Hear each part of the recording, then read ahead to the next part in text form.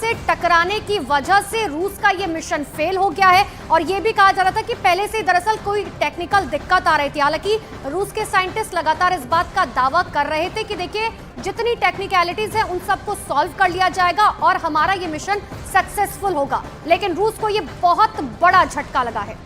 तो रूस के वैज्ञानिकों के चेहरे उतर चुके हैं, लेकिन इस वक्त जो भारत की उम्मीदें हैं, खासकर इसरो के वैज्ञानिकों की जो उम्मीदें हैं वो बहुत ज्यादा बढ़ी हुई है। इस वक्त सबसे बड़ी जानकारी हम अपने दर्शकों को ही बता रहे हैं और इस वक्त हम सीधे अपनी सहयोगी प्रियंका कांडपाल का रुख करते हैं। प्रियंका, एक तरफ हम भारतवासी जो हैं वो बेहद उत्साहित हैं इस बात से लेकर कि चांद के बेहद करीब हम पहुंच चुके हैं, लेकिन रूस को जो लूना 25 के जरिए झटका लगा है उसको हम किस तरीके से देखें? देखिए, महत्वाकांक्षी प्रोजेक्ट था। रशिया की भी अगर बात करें, 49 सालों बाद मून पर अपना कोई मिशन रशिया ने भेजा था।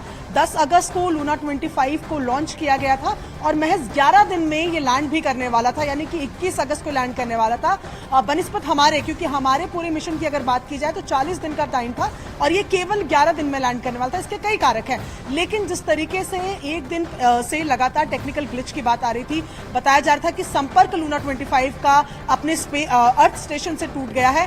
काफी कोशिशें वैज्ञानिकों ने वहां पर की, लेकिन 49 साल बाद रशिया का चांद के साउथ पोल पर जाने का जो सपना था वो टूटा और बताया जा रहा है कि क्रैश लैंडिंग हो गई, यानी कि अब किसी भी तरीके से लूना 25 के साथ कोई संपर्क रशिया का जो अर्थ स्टेशन है वो साथ नहीं पा रहा है। जी रीमा, बिल्कुल।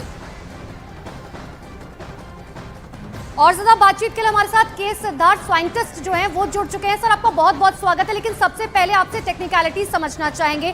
कहा जा रहा है कि ऑर्बिट फेस बदलने के दौरान जो है ये क्रैश हो गया। बिल्कुल ठीक है। देखिए, स्पेस में इतने वेरिएबल्स काम करते हैं, इतने ढेर सारे, कुछ में से एक दो भी वेरिएबल होते हैं जो अगर काम नहीं कर किया या एक दो वेरिएबल आगे पीछे हो गया, हमें जानकारी भी नहीं मिल पाती है। अच्छा, दूसरी बात है कि जो अंतिम आधे घंटे का समय रहता है, 15 मिनट का समय रहता है, वो बहुत ही क्रूशियल होता है, क्योंकि उसमें जो रॉसकॉस्मोस है वो जमीन से भी नियंत्रित नहीं कर पाता। वो आर्टिफिशियल इंटेलिजेंस के द्वारा ही वहाँ पर उसके भीतर में काम कर सकता था। तो जो स्थिति हुई, वह स्थिति यह हुई कि उसे एक रास्ते पर चलना था, उस रास्ते से वो भटक गया, किसी कारण से भटक गया।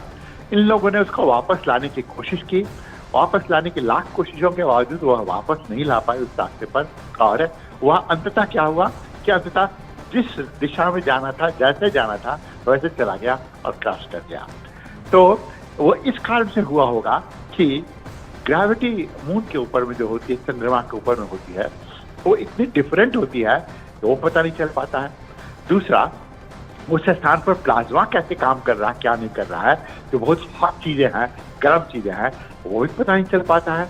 तो अंतिम अवस्था में या अंत में उतरने के पहले कौन कौन सी परिस्थितियां आई होंगी, एक पता नहीं चल पाया।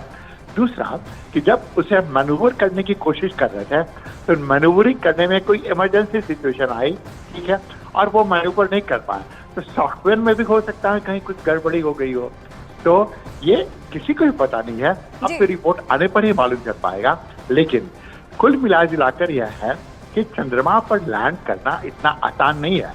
अब सोचिए, लूना टेक्निकली कितना एडवांस था, उसमें वह 1 साल तक वहां पर रहता, उसमें जेसीबी तरह के कुछ चीजें, इंस्ट्रूमेंट भी थे जो वहां पर जमीन को खोद कर गड्ढा करके वहां की मिट्टी निकालता।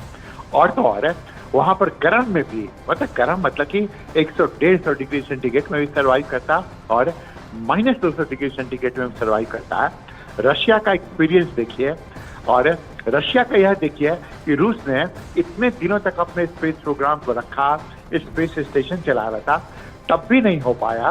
तो इसरो का उस रूप में अगर उपलब्धि देखें तो अभी तक सच में बहुत अच्छी उपलब्धि है।